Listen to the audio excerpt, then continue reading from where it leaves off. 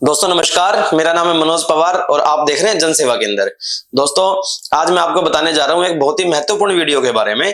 दोस्तों आपने देखा होगा कई बार कुछ महिलाएं होती हैं या कुछ लोग होते हैं वो बड़े परेशान होते हैं जब उनके घर में किसी की डेथ हो जाए, उनके पति की, बेसिकली उनके पति की डेथ हो जाए, है ना। तो वो बड़े परेशान होते हैं, एकदम उनके पास आय के लिए, पैसे के लिए कोई साधन नहीं होता। तो उनको ना सरकार एक सुविधा देती है, उसको बोलते हैं दिल्ली बेनिफिट स्कीम, दिल्ली परिवार लाभ योजना। उसमें दोस्तों क्या होता है कि जब कोई ब्रेड अर्नर घर में कोई कमाने वाला था, एक वो चला जाता है और उसकी उम्र 60 साल से नीचे है, एज उसकी 60 साल से नीचे है और वो कमाता कमाता गुजर जाता है, तो दिल्ली सरकार उसकी बीवी को या उसकी पत्नी को एक मुफ्त सहायता देती है 20,000 रुपए की। तो उसके लिए एक फॉर्म भरना पड़ता है ऑनलाइन ई डिस्ट्रिक्ट की साइट से। तो आज मैं आपको वही फॉर्म भरना सिखा रहा हूँ, प्लीज आइए और देखिए मेरी वीडियो। दोस्तों सबसे पहले हम गूगल पे लिखेंगे ई डिस्ट्रिक्ट दिल्ली। उसके बाद दोस्तों एक लिंक आएगा ई डिस्ट्रिक्ट दिल्ली का, उस लिंक पे क्लिक करके हम यहाँ से लॉगिन कर देंगे। राइट साइड में ऊपर एक ऑप्शन है लॉगिन और रजिस्टर का। दोस्तों लॉगिन आपको जब करना है जब आपका पहले से रजिस्ट्रेशन हो रखा हो, और अगर लॉगिन आप कर रहे हो फर्स्ट बारी तो आपको पहले रजिस्ट्रेशन करना पड़ेगा, फिर आप लॉगिन कर सकते हैं। तो हमने रजिस्ट्रेशन कर रखा है तो हम यहाँ से लॉगिन कर लेते हैं। यहाँ पे हम जो भी आईडी पासवर्ड है डिस्ट्रिक्ट है वो डाल लेंगे।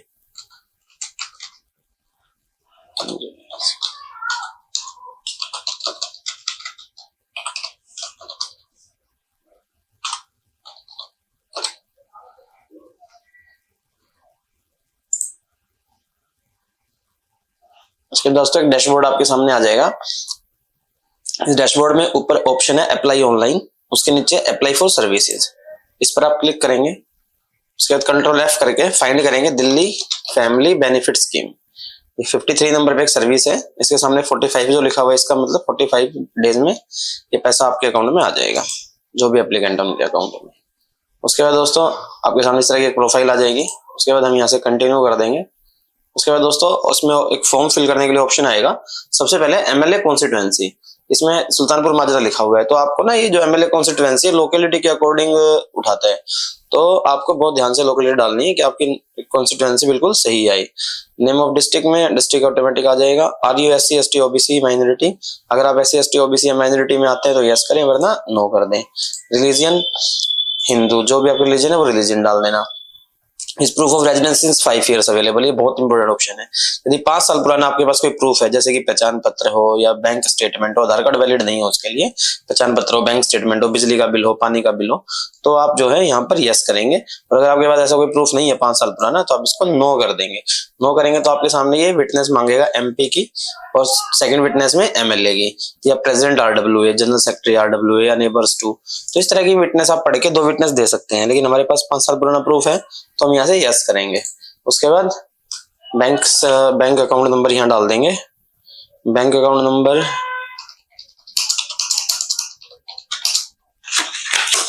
उसके बाद दोस्तों MICR कोड डालना है। MICR कोड आपको बैंक पे मिल जाएगा, बैंक पासबुक पे मिल जाएगा, वरना आप गूगल से भी सर्च कर सकते हैं। बैंक और बैंक का एड्रेस डाल के आराम से आपको मिल जाता है गूगल से भी। एनुअल इनकम 1 लाख से कम होनी चाहिए। Age at the time, age of the bread earner at the time of death, यानी मृत्यु के समय जो मृतक है उसकी आयु कितनी थी, तो इनकी आयु थी 45 ईयर्स। 60 साल से नीचे ही उम्र होनी चाहिए। 60 साल से अगर नीचे उम्र होगी तो ही आपको मींस एप्लीकेंट को ये पैसा मिलेगा, वरना नहीं मिलेगा। 20,000 रुपए की जो सहायता राशि है उसी को मिलती है जब यदि मरने वाला जो पति है उसकी उम्र 60 साल से नीचे है, तो ही पत्नी को 20,000 रुपए एक मुफ्त आर्थिक सहायता मिलती है, वरना नहीं मिलेगी यदि 60 साल से ऊपर उम्र है, तो 60 या उससे ज्यादा। Date of death of bread earner, किस दिन इनकी डेथ हुई है, 30 अगस्त 2023 को, ऐसे हम कर देंगे 30। उसके बाद यहाँ से करेंगे कंटिन्यू टू नेक्स्ट।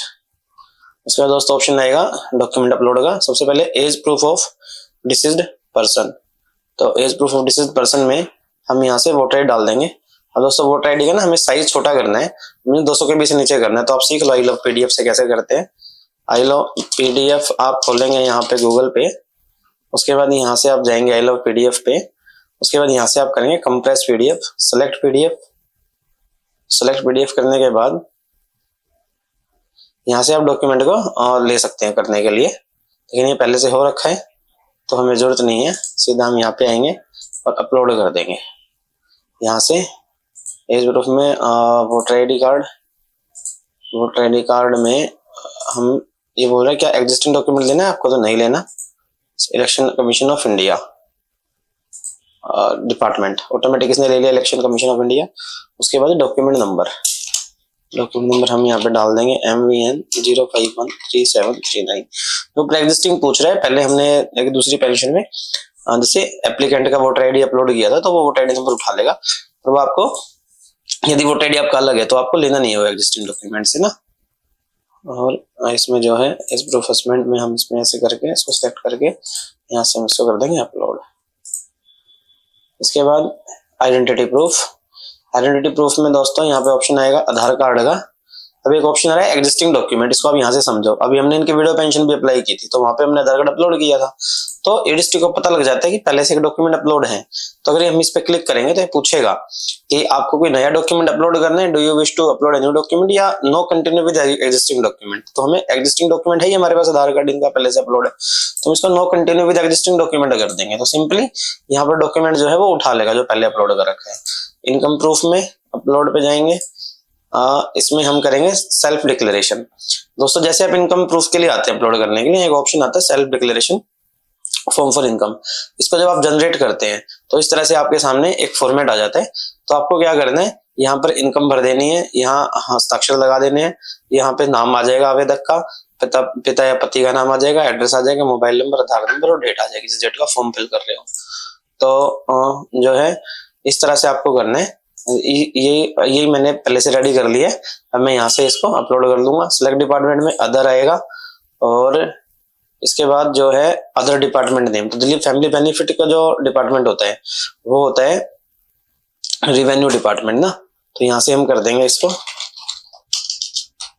रिवेन्यू, नहीं रिवेन्यू नहीं होता, सॉरी सोशल वेलफेयर होता है, सोशल वेलफेयर डिपार्टमेंट। तो दोस्तों आपको पता कैसे चलेगा यदि आपको पता करना हो तो ए डिस्ट्रिक्ट यहाँ से हम खोलेंगे।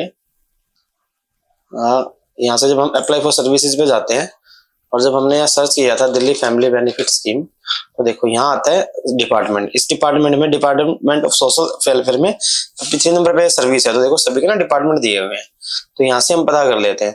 डिपार्टमेंट ऑफ सोशल वेलफेयर है तो यहाँ पे हमें सोशल वेलफेयर डिपार्टमेंट डाल दो, डिपार्टमेंट ऑफ सोशल वेलफेयर डाल दो, एक ही बात है। डॉक्यूमेंट नंबर यहाँ हम कुछ भी डाल सकते हैं क्योंकि सेल्फ डिक्लेरेशन पे कोई डॉक्यूमेंट नंबर होता नहीं है।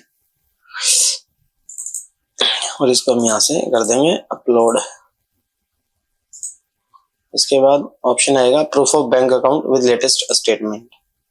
यहाँ से हम डालेंगे bank passbook with photograph, other, और सिलेक्ट डिपार्टमेंट इधर आ गया। तो अब पूछ रहा है अदर डिपार्टमेंट नेम, तो हम ये डाल देंगे bank of Baroda, bank of Baroda जिसके भी हैं यहाँ से, और यहाँ से डाल देंगे account number.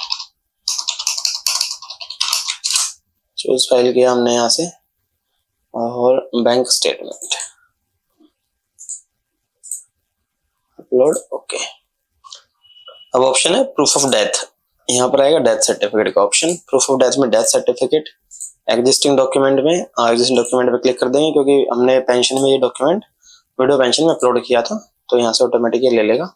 Residence proof of last 5 year, तो यहाँ से हमने किया था वोटर आईडी, ये भी हो सकता है एग्जिस्टिंग डॉक्यूमेंट से ले लेगा ये। अब देखो 2 नंबर आ रहे हैं, तो ऊपर वाला तो हस्बैंड का वोटर आईडी है जो हमने इस प्रूफ में डाला था, नीचे वाला हमने 5 साल के लिए डाला हुआ है विडो पेंशन में।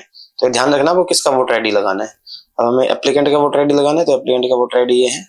यहाँ से हम इसको क्लिक करके और इस तरह से इसको ओके कर देंगे और ये यहीं ऑटोमेटिक अपलोड हो जाएगा वहां से।